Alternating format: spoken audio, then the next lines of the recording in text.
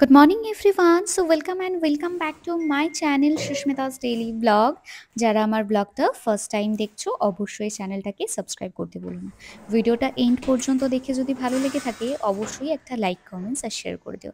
সকালবেলা ঘুম ভাঙা থেকে দুপুর পর্যন্ত কি করি আজ ভাবলাম চলো একবার তোমাদেরকে দেখাই।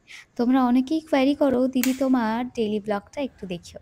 সত্যি কথা বলতে আমরা সোশ্যাল মিডিয়া আর আমাদের রিয়েল লাইফের মধ্যে অনেকটা কিন্তু ডিফারেন্স আছে, বাট মাঝে মধ্যে সেটা আমরা ঘুলিয়ে ফেলি। হ্যাঁ, নিজের কাজের চাপে আর তোমাদের সাথে ডেইলি ব্লগ শেয়ার করা হয় না, বাট আজকে ভাবলাম ছোট্ট করে একটা ডেইলি ব্লগ শেয়ার করি।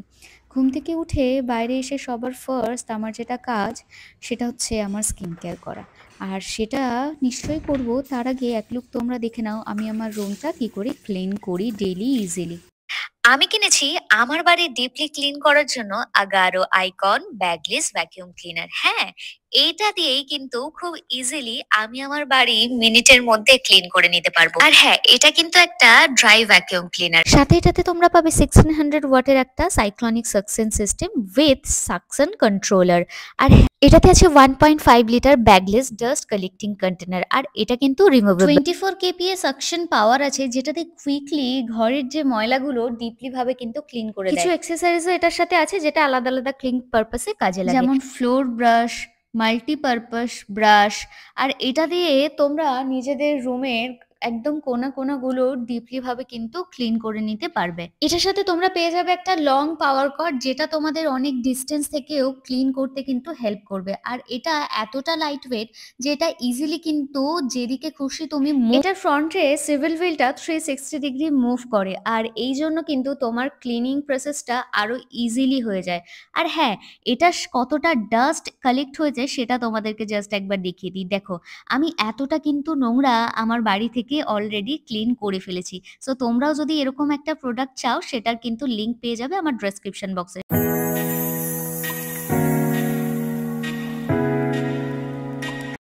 দেখলে তো কত ইজিলি আমি আমার রুমটাকে ক্লিন করে নিলাম। তাহলে এবার স্কিন কেয়ার করা যাক। সবার ফার্স্টেই আমি বেসিনে এসে আগে আমার ফেসটাকে ওয়াশ করি, তারপরে বাকি কাজ করি। কারণ দিনের শুরুটা যদি ভালো হয়, সেটা সব কিছুর ক্ষেত্রেই তোমার স্কিনটাও কিন্তু ভালো থাকার জন্য দিনের শুরুতেই স্কিন কেয়ার করাটা ভীষণ জরুরি। আর এখন তো ঠান্ডা পড়ছে, স্কিন কেয়ার আরও বেশি বেশি দরকার। তো স্কিন কেয়ার করে নিচে এসে ব্রাশটা করে এবার একটু চা বানানো যাক। আজকে মাকে আমি বলেছিলাম আজকে সব রান্না বান্না আমিই করব। তাই নিজের জন্য আগে একটু চা বানিয়ে নিলাম, এনার্জিটাও তো দরকার। চা খেলে আলাদাই একটা এনার্জি পাওয়া যায়, তাই না? যদিও বিশ্বাস করো এটার এক বিন্দুও আমি নিজে ফিল করি না, কিন্তু মাকে বলতে শুনেছি চা খেলে নাকি মাথা ধরা কমে, মানে অনেক কিছুর মেডিসিন বলতে পারো। আমার শুধুমাত্র একমাত্র ঠান্ডা যখন লাগে তখন ওই যে নানান রকম জিনিসপত্র দিয়ে চাটা হয়, সেটাতে আমার ঠান্ডা লাগাটা একটু কম হয়। তা বাদে আমি আর এক্সট্রা করে কিছু ফিল করি না যে চা আমাদের মেডিসিনের মতো কাজ করে। এটা মনে হয় আমার সাথে যায় না। সত্যি কথা বলতে কি, সকালবেলা চা খাওয়ার অভ্যাসটা আমার খুব একটা নেই, কিন্তু সন্ধেবেলার চাটা আমার একটু দরকার। সন্ধে হলেই মনটা একটু চা চা করে। সকালবেলা শুধুমাত্র ওই কিছু একটা খেতে হয়, সেটার জন্যই আমি চাটা খাই। ডেলি আমাকে মাই বানিয়ে দেয়, বাট আজকে একটু জার্সির কাছে মায়ের কাজ আছে। জার্সিকে একটু স্নান করাতে হবে বলে মা গেছিল জার্সির কাছে। জার্সিকে স্নান করানো কি আর চারদিখানি ব্যাপার, একটা সারা দিন কেটে যায় বলতে পারো। তাই আজকে সব কাজ আমার, আর কিছুটা দায়িত্ব নিজে মাঝে মধ্যে একটু নিই, বেশ ভালো লাগে।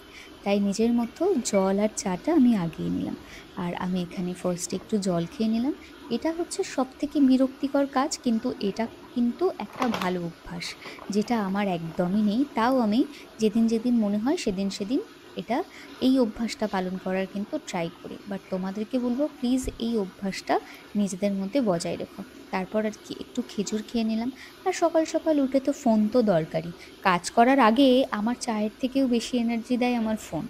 আর এই টাইমটায় আমি তোমাদের সব কমেন্টস পড়ি, আর সব কিছু আমি কিন্তু এই টাইমটাতেই নোটিস করি, সেটা ফেসবুক বলো, ইউটিউব বলো, ইনস্টাগ্রাম বলো। 3টে প্ল্যাটফর্মই আমি চেক করি কে আমাকে কি কমেন্টস করেছে। যারা খারাপ কমেন্টস করো তাদেরগুলোও আমি হাসি মুখে দেখে নিই, যারা ভালো কমেন্টস করো তাদেরগুলোও হাসি মুখে দেখে নিই। শুধু বেশি ইন্সপায়ারিং লাগে যারা খারাপ কমেন্টস করো, ওটা একটু মোটিভেট করে আর কি। তারপর না একজন হ্যাঁ, হ্যাঁ। আসলো বৃদ্ধ মহিলা শুভর কাছে, ওনার অনেক দিনের একটা কেস পেন্ডিং পড়ে রয়েছে। বাড়িতে ওনার ছেলের বউরা নাকি ভীষণই অত্যাচার করে। দেখে খুব খারাপই লাগে, প্রতিদিন আসে মানুষটা এরকমভাবে, কারুর মায়াও লাগে না। যাই হোক, আমাদের বাড়িতে আসলে যখনই কিছু খাবার থাকে ওনাকে খাবার দিই, যাওয়ার জন্য ভাড়া দিই। আর শুভ এইসব ব্যাপারে খুবই ইমোশনাল। যাই হোক, তারপর আমি রোজকার মতো সবজি কাটতে বসে গেলাম। আজকে ওই যে বলেছিলাম রান্নার দায়িত্বটা আমার, তাই কি কি রান্না হবে সেটা মায়ের থেকে একে একে জেনে নিয়েছিলাম। তাই সবার ফার্স্টে আমি এখানে ফুলকপি কাটতে বসে গেছিলাম, কারণ আজকে বানাবো ভাবছি ফুলকপি দিয়ে মাছের ঝোল। আর বাঙালির যখন রান্না করতে একদমই ভালো লাগে না, বেশি ঝামেলা নিতে চায় না, তখনই বাঙালি মাছের ঝোল ভাত রান্না করে। কিন্তু বিশ্বাস করো, আমি মাছে ভাতে বাঙালি নই, আমি মাংসে ভাতে বাঙালি। কিন্তু কিছু করার নেই, মাছটা সবার বাড়িতে সবসময় অ্যাভেলেবেল থাকে, চিকেন বা মাটনটা সবসময় থাকে না। মাছের ঝোলে যেরকম করে আলু কাটে, আমি ঠিক সেরকম করে আলুটা কেটে নিয়েছি দেখো। আর আমার বটিতে সবজি কাটতেই আমি ছোটবেলা থেকে বেশি কমফোর্টেবল, আমার ছুরিতে আমি ভীষণই আনকমফোর্টেবল। আর এখানে একটু পেঁয়াজও কেটে নিচ্ছিলাম। আচ্ছা চলো, এবার তাহলে কিছুটা রান্না স্টার্ট করা যাক। আজকে ভেবেছি বানাবো একটু ওটসের খিচুড়ি, আর এটা আমাদের সকালের আজকে টিফিন হবে।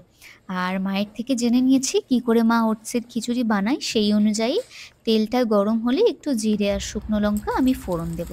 এই যে দিয়ে দিলাম জিরে শুকনো লঙ্কা ফোড়ন। ফোড়নের ব্যাপারে আমি কিন্তু বড্ড কাঁচা বরাবরই, এখনো পর্যন্ত আমি জানি না কোন সবজিতে কোন ফোড়নটা দিতে হয়। যখনই মা আমাকে বলে দুদিন পর আবার ঠিক ভুলে যাই। জানি না তোমাদের সাথে এটা হয় কি না। যাই হোক, আমার সাথে কিন্তু এটা হয়, তাই হুম। তোমাদের সাথে শেয়ার করলাম। আর আজকে খিচুড়ির মধ্যে এই সব সবজিগুলো দেবো বলেই এগুলো টুকরো টুকরো করে কাটছিলাম। ফুলকপিগুলো একদম ছোট ছোট করে কেটে নিয়েছি, আর সাথে এত কিছু।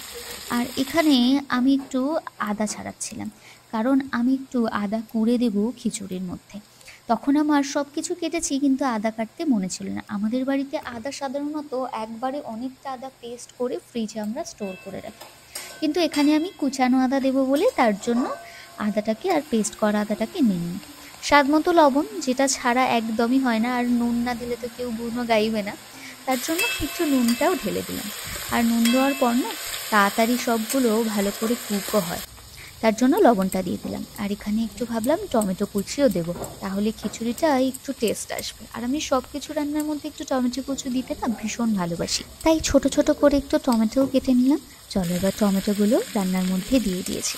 আর হালকা এখানে ভাজা আমি হবে, তাই তো কিছুটা এটা? পরিমাণ ডাল দিয়ে দিয়েছি।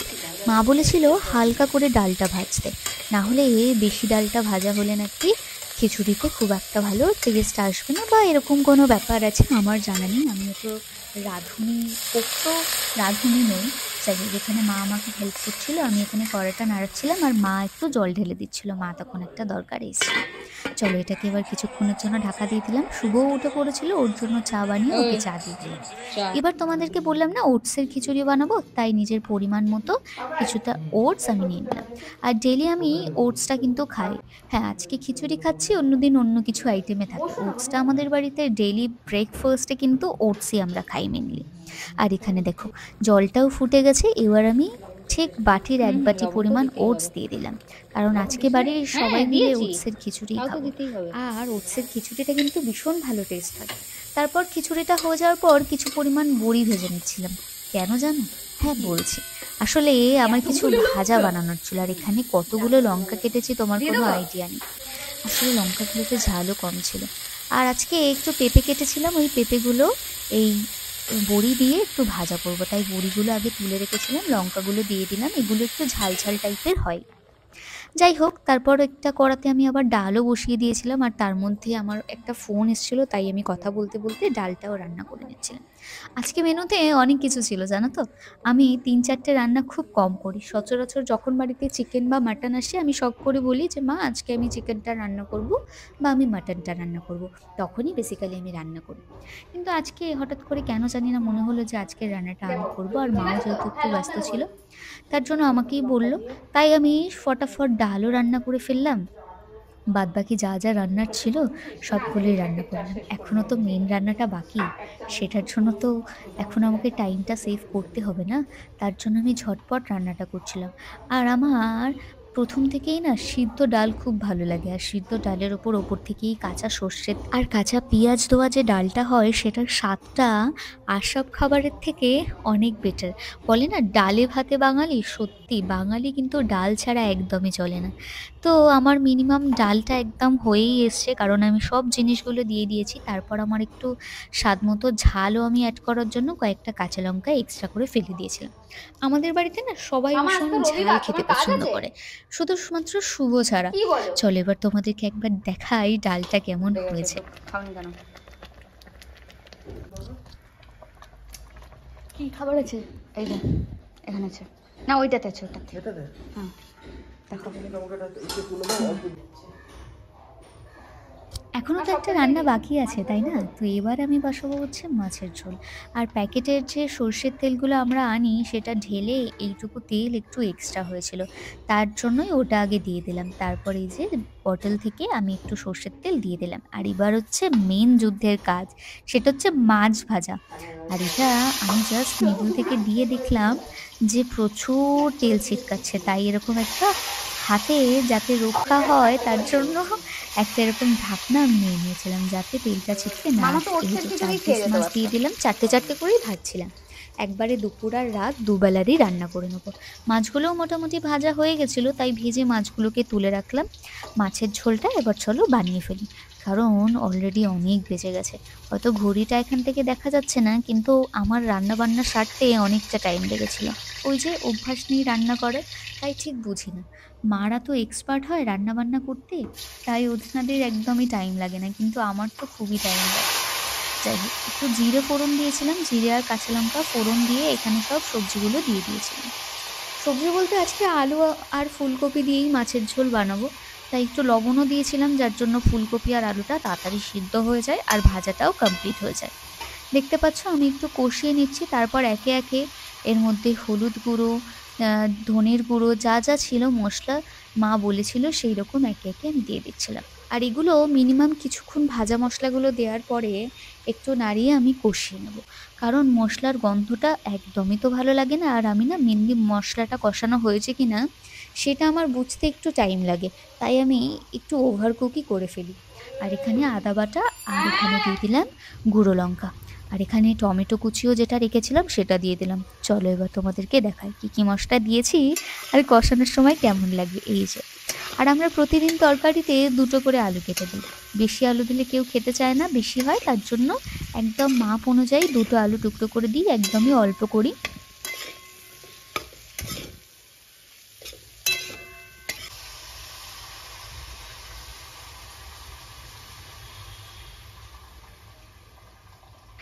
কষানো হয়ে গেছে, এবার আমি একটু পরিমাণ মতো জল এতে ঢেলে দিলাম আর এটাকে ফোটার জন্য এবার কিছুক্ষণ দেব।